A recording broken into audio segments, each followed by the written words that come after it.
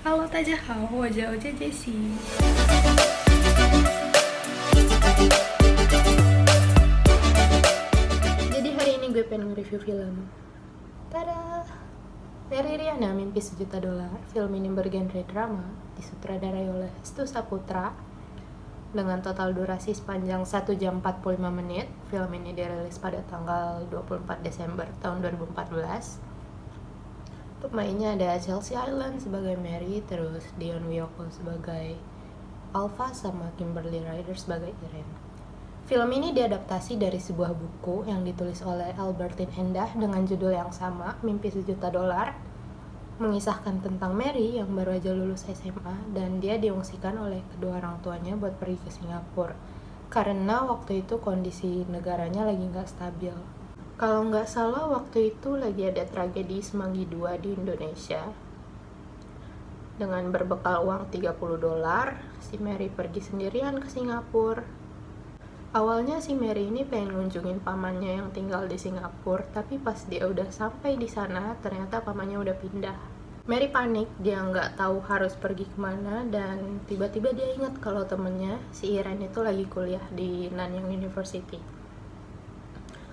Cobaan pertama yang Mary alamin pas dia pengen tinggal di Singapura itu, dia diharuskan buat ikut ujian masuk atau tes masuk ke Nanyang University karena dorm yang pengen dia tinggalin itu gak memperbolehin selain mahasiswa buat tinggal.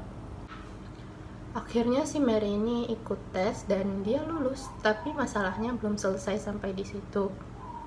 Mary diharusin buat ngebayar uang kuliah sebesar $40.000, dan setelah itu Mary ngajuin student loan, tapi student loan itu mengharuskan ada seseorang atau mahasiswa senior yang bisa dijadiin penjamin. Irene yang gak tega ngeliat Mary kesusahan akhirnya ngenalin Mary ke Alpha dan minta si Alpha ini buat jadi penjaminnya Mary. Ada satu kalimat yang nyantol banget di pikiran gue pas gue udah selesai nonton film ini. Kalimatnya tuh gini, si Mary pernah bilang ke Alpha kalau gue bosen gak punya uang. Karena menurut gue tuh kalimatnya relatable banget gitu loh, makanya nyantol di pikiran gue. Terus nilai plusnya, kisah hidupnya si Mary ini dikemas dengan baik di film ini. Terus settingnya juga pas dia di Singapura nampilin scene yang bagus. Tapi kekurangannya, ada beberapa detail kecil yang kalau diperhatiin itu ngebuat film ini bisa ngurangin estetikanya gitu.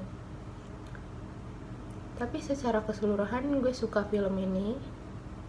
Filmnya bagus dan menginspirasi, dan menurut gue film ini recommended to watch. Terus filmnya juga menghibur. Rate dari gue untuk film ini itu 7/10. Jadi itu aja yang bisa gue review hari ini. Sampai ketemu di next review, bye bye.